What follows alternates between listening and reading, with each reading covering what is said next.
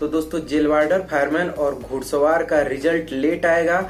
इसके पीछे रियल में क्या वजह रही होंगी, जो पेपर में आर्टिकल आया था उसके पीछे क्या वजह होंगी, और अगर आपका रिजल्ट लेट आता है तो उसका क्या इम्पैक्ट पड़ेगा। दोस्तों इन सब चीजों के बारे में इस वीडियो में हम बात करने वाले हैं। तो दोस्तों वीडियो को स्टार्ट करने से पहले चैनल को सब्सक्राइब करके बेल आइकन जरूर प्रेस कर दें। नमस्कार दोस्तों, मेरा नाम है अंकुर और आप देख रहे हैं अंकुर अपडेट्स यूट्यूब चैनल। तो गाइस चलिए वीडियो को स्टार्ट करते हैं।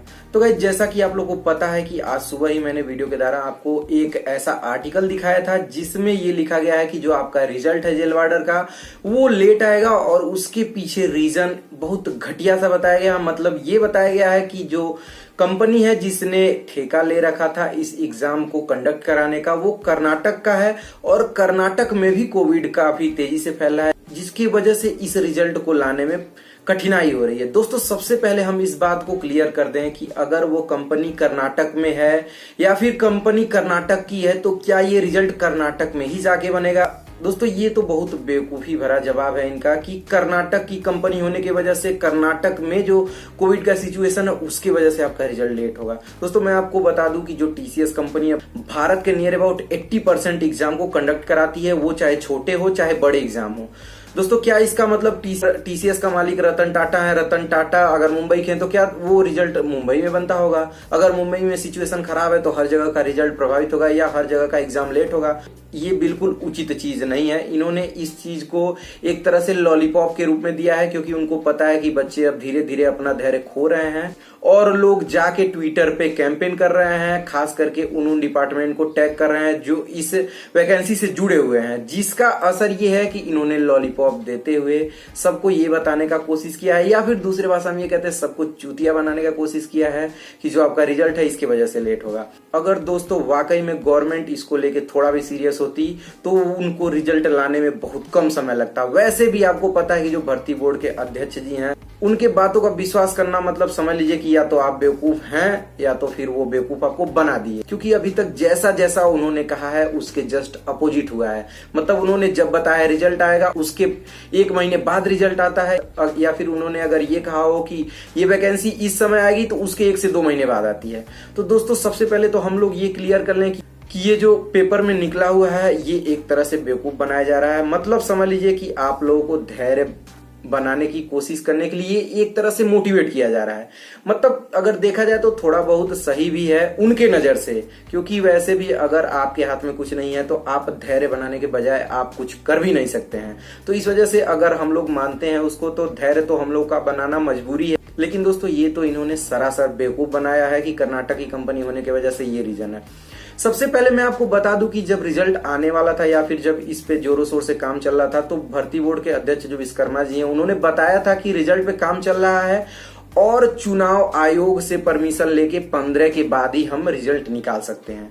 दोस्तों क्या इतनी बड़ी संख्या में इस वैकेंसी में बच्चों ने पार्टिसिपेट किया था कि इसका रिजल्ट में इतना टाइम लग रहा है? दोस्तों इसके पहले जो यूपी पुलिस की वैकेंसी आई थी जिसमें 49,567 लोग थे, उसके रिजल्ट में इतना देरी नहीं हुआ था। मतलब आपको बता दूं कि 5805 पोस्ट के लिए नियर अबाउट 20,000 के आसपास बच्चों को डीवीपीएसटी के लिए बुला के, और उसके बाद जो क्वालिफाई बच्चे थे उनको पीटी के लिए बुलाया गया। अब पीटी में अगर देखा जाए तो मुझे लगता है कि 5800 की जगह पे नियर अबाउट 8 या 9,000 बच्चे ही पीटी में क्वालिफाई होंगे, जिसमें लड़के और लड़कियां दोनों लोग हैं। तो दोस्तों क्या इतने कम लोगों का रिजल्ट लाने में इतना ज्यादा समय लगेगा? जितने बच्चे भी डीवीपीएसटी या फिर इस वैकेंसी में एज अ वैकेंट के तौर पे जुड़े थे उनको अच्छे से पता है, और या फिर स्पेशली जो गोरखपुर के बच्चे हैं उनको अच्छे से पता है कि यहाँ का जो सर्वे सर्वा इंचार्ज था इस कंपनी का जो कि इस वैकेंसी को कंडक्ट करा रहा था वो काफी तेज था। और जब कोई छोटी कंपनी या फिर कोई उभरती हुई कंपनी किसी भी वैकेंसी को कराती है तो उसके ऊपर बहुत ज्यादा जिम्मेदारी होती है और वो उस जिम्मेदारी का निर्वहन भी करता है। तो सिर्फ एग्जाम कंडक्ट कराने वाले कंपनी की वजह से आपका रिजल्ट लेट हो रहा है, ये कहना बिल्कुल बेवकूफी होगी। दोस्तों जो भर्ती बोर्ड है या फिर ये कह सकते हैं इनडायरेक्टली वे में गवर्नमेंट ही नहीं चाह रही है कि आपका रिजल्ट तुरंत आए, और अगर रिजल्ट आएगा तो उनको फिर मेडिकल कराना होगा और बच्चों को ज्वाइनिंग पे भेजना होगा, उसके लिए बजट देना होगा। तो उन सब चीजों से बचने के लिए आपके रिजल्ट को भर्ती बोर्ड ये बहाना करके लेट कर रहा है।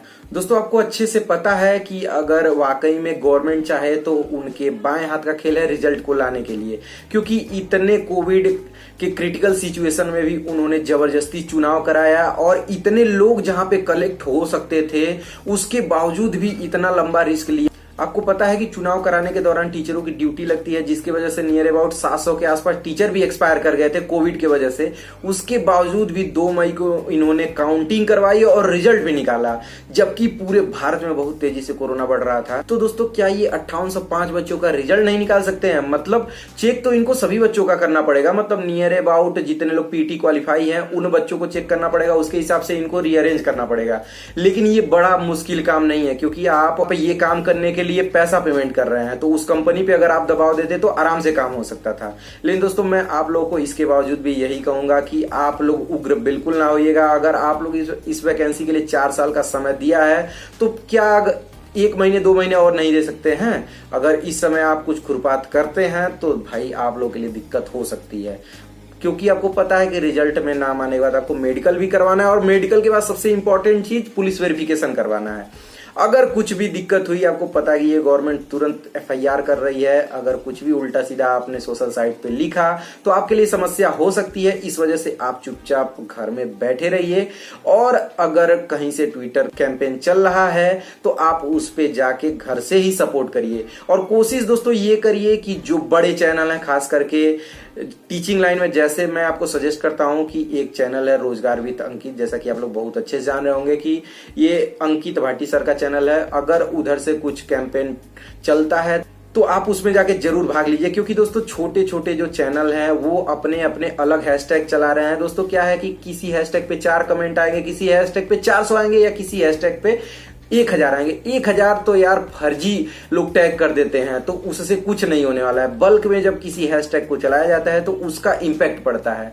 तो इस वजह से आप लोग इस चीज को जरूर फॉलो करिए कि जब भी कोई बड़ा चैनल कहता है कि मैं इस हैशटैग को चलाऊंगा, तभी आप उसमें पार्टिसिपेट करिए। दोस्तों मैं आपको बता दूं कि आपके इस वैकेंसी के जर्नी में मैं जब आपका डीवीपीएसटी स्टार्ट हुआ था तब से आप लोगों के साथ जुड़ा था, और अभी तक मैं जुड़ा ही हूं।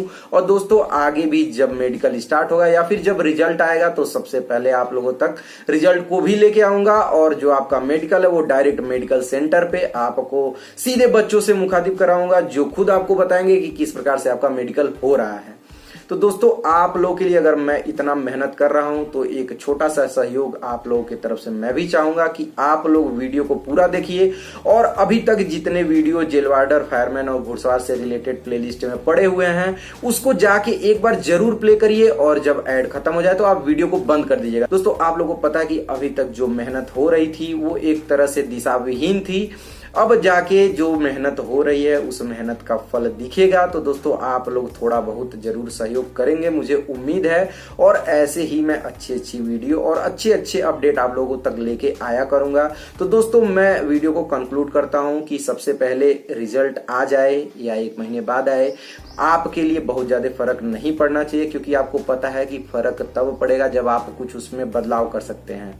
दोस्तों मुझे पता है कि मैं नहीं, कोई भी मिलके इसमें कोई चेंजिंग नहीं ला सकता है। जब गवर्नमेंट चाहेगी या फिर जब भर्ती बोर्ड चाहेगा तभी आपका रिजल्ट आएगा। तो इस वजह से आप लोग जैसे अभी तक वेट किए हैं, थोड़ा दिन और वेट करिए, और जब आपका रिजल्ट आ जाएगा तो उसके बाद तुरंत मेडिकल होके आपको ट्रेनिंग पे भेज दिया जाएगा। दोस्तों अगर आपका सब चीज कंप्लीट हो जाता है तो उसके बाद भी आपको मेडिकल के लिए वेट करना ही पड़ेगा। और मुझे ये पता है कि आपका रिजल्ट अगर आ जाता है, उसमें आपका नाम रहता है, तो आप उसके लिए अच्छे से वेट कर लेंगे। अभी क्या है, थोड़ा सा कंफ्यूजन बना रहता है कि किसका सिलेक्शन होगा और कौन लोग सिलेक्शन से बाहर हो जाएंगे। लेकिन दोस्तों हम लोग कुछ नहीं कर सकते हैं, तो इस वजह से आप लोग धैर्य बनाए रखिए। और रिजल्ट लेट होने के पीछे ओवरऑल रीजन वही है कि मौके का लाभ उठाया जा रहा है। यूपी पंचायत के चुनाव को दोष दिया जा रहा है, कोविड को दोष दिया जा रहा है, और अगर इन दोनों पे नहीं ध्यान जा रहा है तो ये बता रहे हैं कि कर्नाटक में भी सिचुएशन खराब है, तो इस वजह से आपका नहीं आया। दोस्तों ये सीधे सीधे बेवकूफ बनाया जा रहा है। और दोस्तों मैं आप लोगों से इस वजह से कनेक्ट कर पाता हूं क्योंकि देखो मैं भी तैयारी करता हूं, और मुझे भी अच्छे से पता होता है कि जब रिजल्ट नहीं आता है या फिर जो लोग रिजल्ट का इंतजार करते हैं उनके साथ क्या क्या हो सकता है। तो दोस्तों इस वजह से मैं आप लोगों के साथ और अच्छे से कनेक्ट कर पाता हूं। इसी वजह से दोस्तों मैंने इस यूट्यूब चैनल की शुरुआत की थी कि जो भी चीजें आप लोगों के लिए जानकारी वाली होंगी या फिर जो चीज आप घर बैठे नहीं पा सकते हैं, उस चीज को अगर मेरे से हो सकेगा तो मैं उस चीज को वहां पे जाके आप लोगों तक अवेलेबल कराऊंगा। और दोस्तों अभी तक ऐसा करता आया हूं। तो गाइस आई होप कि आप लोगों को वीडियो पसंद आया होगा। अगर वीडियो पसंद आया तो वीडियो को लाइक करिएगा, चैनल को सब्सक्राइब करके बेल आइकन प्रेस कर दीजिएगा। तो दोस्तों चलिए मिलते हैं फिर किसी नेक्स्ट वीडियो में। तब तक के लिए जय हिंद, वंदे मातरम।